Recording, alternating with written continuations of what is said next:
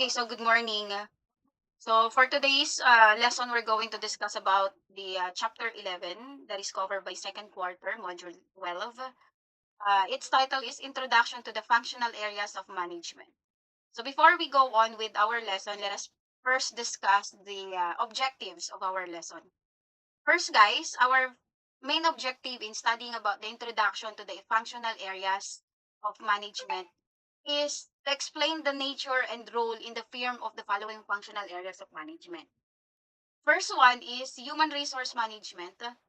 Second is letter B rather, marketing management. C, operations management. Of course, we're going to discuss the financial management, material, procurement management, office management, and information and communication technology management. First off, let's discuss about the human resource management. Okay, guys, when you hear the word resource or human resource, this pertains to human resource management or what we call HRM.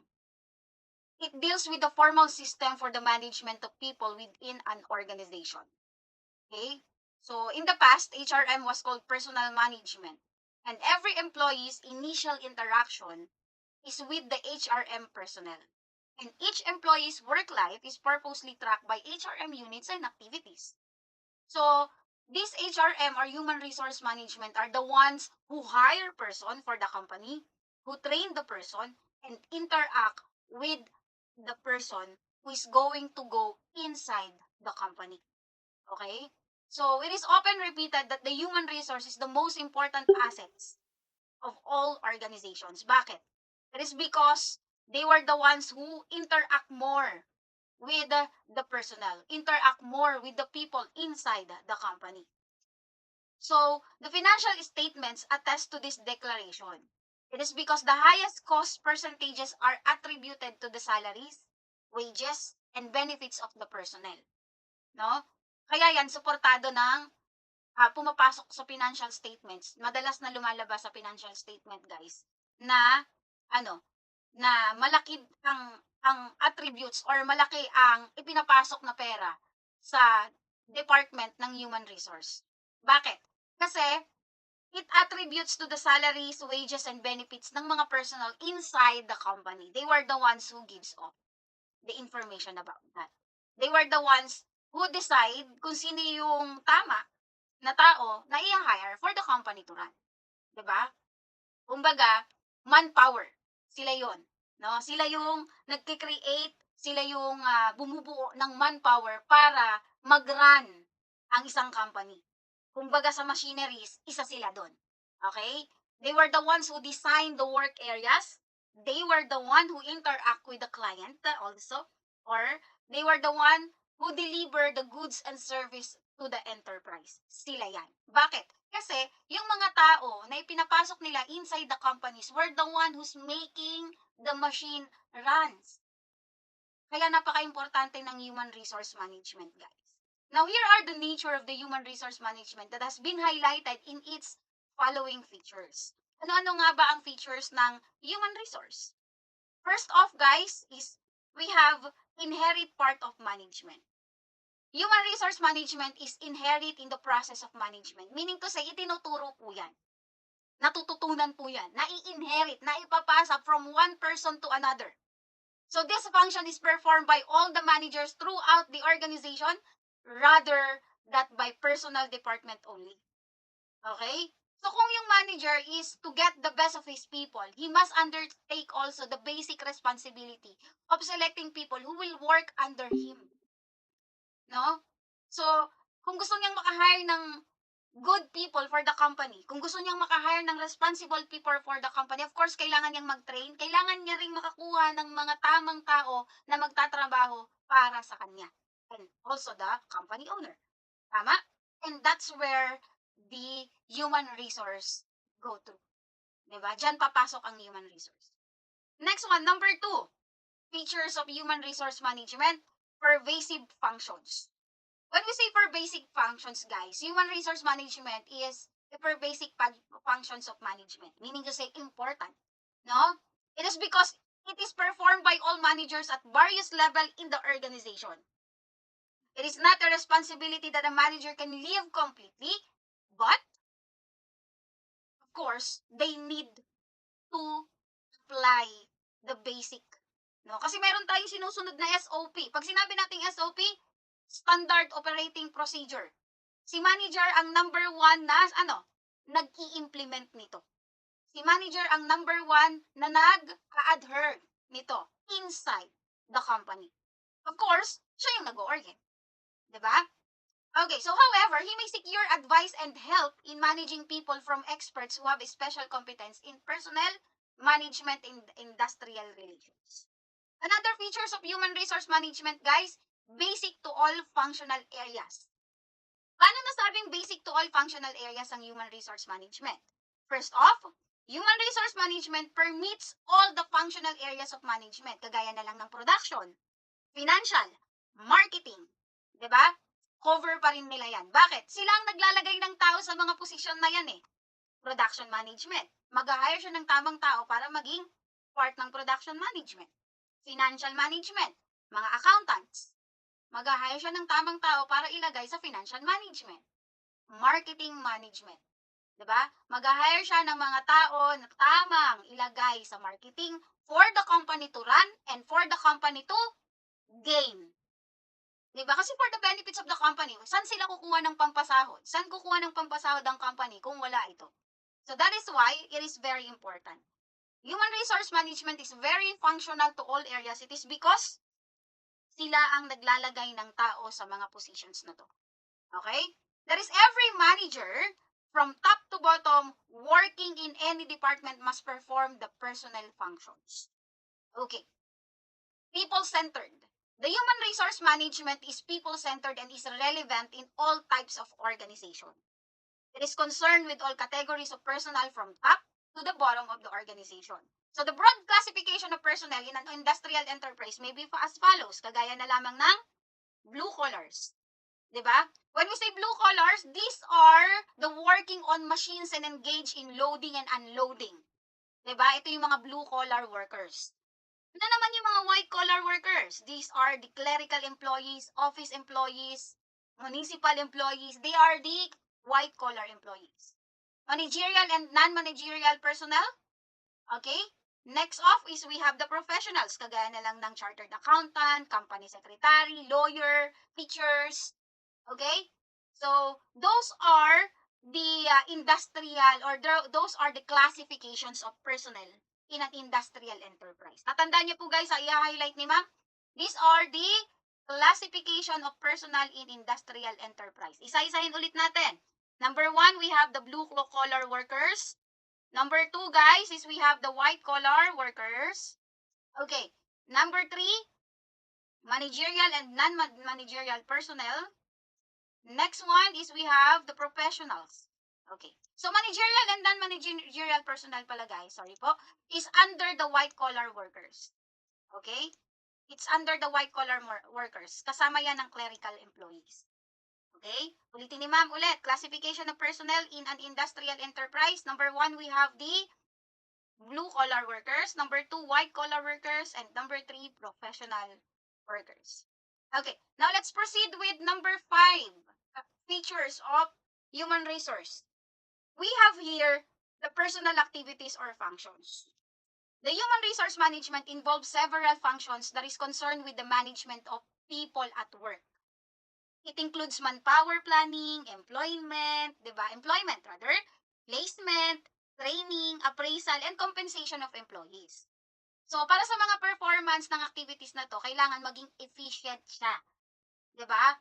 Si human resource management or si human resource, si HR, siya yung nagme-make sure, no? Nag-a-assure kay company owner, kay CEO na itong mga to, guys, no? Itong mga tao na ipapasok niya inside the company, the employee will be efficient sa magiging trabaho nila. Okay? They were the ones who do the manpower planning, employment, hiring. They were the ones who do the placement. Saan ka dapat ilagay? Ito yung position na dapat napasukan mo. Sila din ang nagkakandak ng training or sila ang nag-schedule ng training. Of course, appraisal and compensations, sila din ang nagre-relay kay employee. Okay? For the performance of these activities efficiently, A separate department known as personnel department is created in most of the organizations. Okay. Next, number 6, continuous process. The human resource management is a continuous process. It is because it is not a one-shot function. Hindi yung nag-hire ka ngayon tapos na yung trabaho. Paulit-ulit at paulit-ulit din itong ini-improve. Okay? It must be performed continuously if the organizational objectives are to be achieved smoothly. Hindi po pwedeng, oy, may naipasok na tao to, hindi ka na dyan sa human resource, ito na yung trabaho mo. Hindi po ganun. Continuous process po yan. Okay? Of course, hindi natatapos ang trabaho ni human resource management or ni HR, no? Sa makapag-hire lang siya ng tao, makapag-train lang siya, makapag-relation ng compensation, hindi doon natatapos. Okay? Kaya nga, basically, one company needed a human resource manager or an HR. Okay? Next feature of human resource management based on human relation. The human resource management is concerned with the motivation of human resource in an organization. No, yun yung main concern nila. The human beings cannot be dealt, okay, with the like physical factors of production. And every person has different needs. May iba-ibang perception, may iba-ibang expectation. That is why the manager should give due attention to these factors.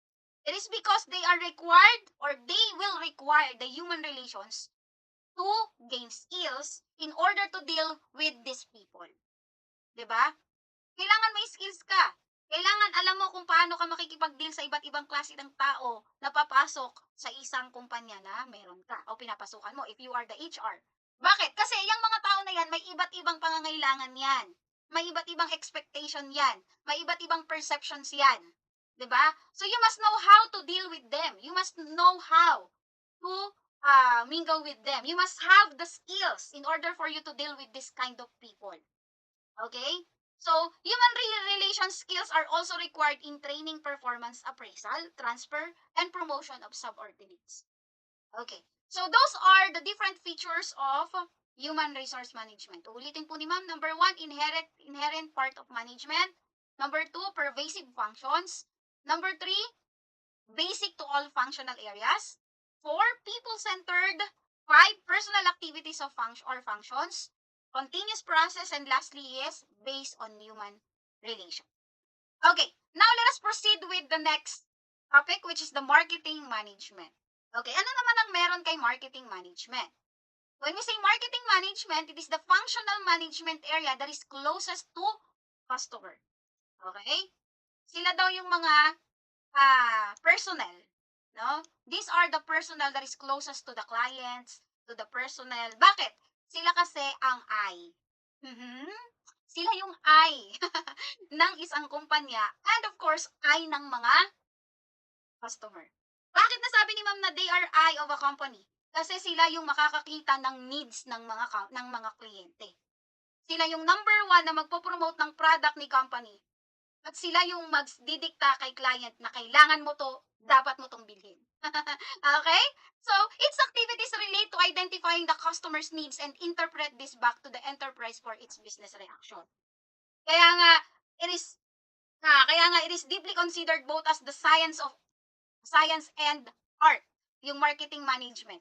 Bakit? Inaaral kasi ng mga marketing manager yung mga needs and wants ng mga kliyente, ng customer. Diba? And then, sa kanila papasukan na, ito yung value ng ginagawa mo. Ito yung value ng bibilin mo.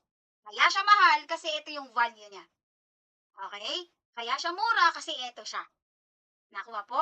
Sila yung dahilan kung bakit nagraran at kumikita din ang isang kumpanya. The marketing itself. Okay? So, the following are the features of marketing concept. Ano-ano yon? Number 1, the marketing management most likely focus on the customer's need. As I have said earlier, the needs of the customer are studied. Inaaral nila yan. Okay? Nagiging basis na nila ito sa mga products na i-release nila. Dapat related yun sa kanila. Yung mga design, yung pricing, yung contribution, yung distribution, yung packaging, and all. Nakapokus sila kay customer. Okay? Si marketing management. It does not just about how you market the product of the company. Hindi lang siya doon papasok, guys. Okay? Hindi lang doon ang pasok niyan. Kailangan inaaral din po ng marketing management ng isang company kung ano-ano ba yung mga pangangailangan ng kumpanya. Let's say for example, si Safeguard. Si Safeguard, ano ang main features niya? Ano ang madalas na sinasabi kapag napapanood natin ang commercial ni Safeguard? It kills 99.9% of germs. Bakit hindi 100%? Kasi hindi ka panipaniwala pag ginawang 100%. Tama po, di ba? Kasi hindi naman nawawala ng germs anywhere. But it can kill, sabi nga, di ba, from the commercial, it can kill 99.9% of germs. Okay? So, it focuses on what? Cleanliness. It focuses on getting rid of the germs. Di ba? For the safety. Di ba? Yun yung focus niya. So, yung design ng packaging ni Safeguard, nakapokus yon sa gusto ni customer. No? Yung features na meron si Safeguard, nakapokus yon sa gusto ni customer. Ayan. Okay, next, number 2 features of marketing management. Providing customer satisfactions. Of course, when you do market or when you do the market of the product, kailangan the marketing management make it assure na maa-achieve ang satisfaction ni client or ni customer. 'Di ba? Sino ba naman ang may gusto na kapag binili yung produkto niya, babalikan siya at magrereklamo? 'Di ba wala? Kaya sinisigurado ni marketing management na naipoprovide nila yung maximum customer satisfaction. No? And of course, paano nila gagawin yon?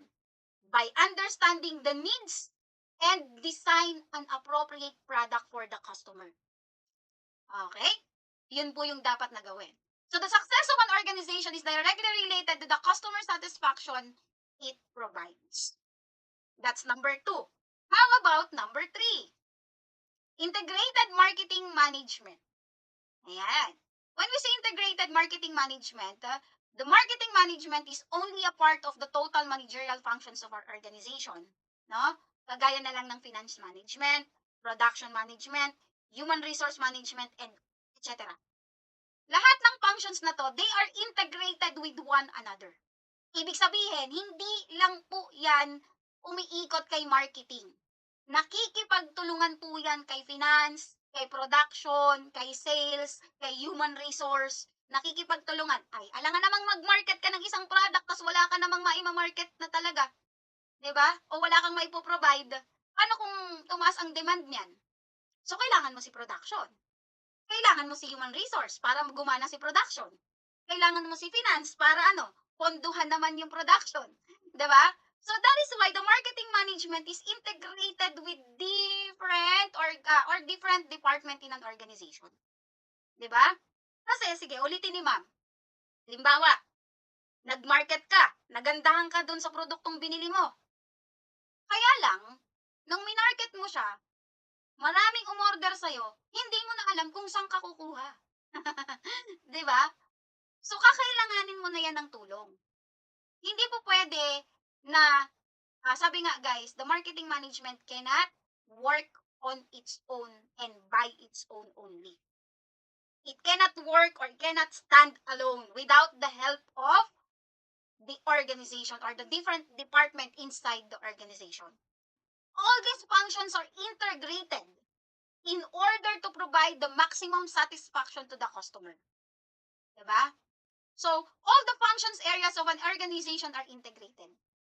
Next, number 4 features of marketing management. Guys, achieving organizational goals. Diba? The modern marketing states that an organization must aim at maximum customer satisfaction, and in the process, it enable itself to achieve its goals such as growth, market share, and reasonable amount of profit or return on investment. Yun naman kasi talaga dapat. Diba? So, si marketing talaga napupush yan para si company magkaroon ng ROI. Para si company magkaroon ng market share. Para si company mag-grow. Napupush talaga yan. Diba? But, of course, hindi lang siya. Bakit? Sabi nga dito sa number 4 features, diba? Achieving organizational goals. Diba? Ang number 1 priority nila, aim at maximizing or aim at maximizing customer satisfaction. Kasi once na na-achieve ninyo yung customer satisfaction, you will be able to grow, your company will be able to grow, to have a market share, and of course, kapalit na niyan is the return of investment or return on investment. Okay, lastly guys, features of marketing management, innovation. Okay. When we say innovation, it is an important tool to provide customer satisfaction. Okay? Innovative methods must be used to understand the customer, design an appropriate product, and offer it to the customer. Diba? Hindi naman po pwedeng minamarket mo paulit-ulit. Kailangan may innovation. Kailangan may pagbabago. Kailangan nag-i-improve. Okay? Kasi, from then on, alam nyo kasi ang mga customer madaling magsawa yan. Ay, ito na lang lagi, nakakasawa na. No? And hindi ka babalik-balikan ng customer kung hindi siya satisfied sa service na pinoprovide mo. Hindi uulit-ulitin ni customer na bilhin ang isang sabon kung hindi niya nagustuhan ang kung hindi niya nagustuhan to. 'Di ba? Hindi nagustuhan ng effect. Okay? So, yun po yun. That is innovation. Ulitin ni ma'am, no? Napaka-importante nito. Innovation is an important tool to provide customer satisfaction. Innovative products, innovative methods, it should be used or must be used to understand the customer. And from that, makakapag-design ka ng appropriate product para sa kanila, makakapag-offer ka ng mas magandang product para sa kanila. Kaya nga yung mga produkto natin nowadays, mapapansin nyo nagbabago yung packaging, nagbabago yung kanilang features, nadadagdagan yung kanilang amoy, yung scent, rather sabon. 'Di ba? Ano pa? Aside from nadadagdagan yung scent nila, nagbabago din yung itsura ng yung pinakang product. 'Di ba? So, innovation. No, napaka-importante po. So, hanggang dito na lang po muna ang lesson natin for Chapter 1, Introduction to Functional Areas of Management. It covers human resource management and marketing management. On our next lesson, we're going to discuss the operations management and, of course, financial management. Okay? Kung aabutin tayo, we will also discuss the material and procurement management. So, medyo mahaba-haba po ito. So, bear with me so that we can finish our lesson. Meron kayong mga tanong, pwede kayong mag-chat kay ma'am. And, of course, sa GC. Ayan. So, thank you very much, everyone. Have a nice day and see you on our next lesson. Bye-bye!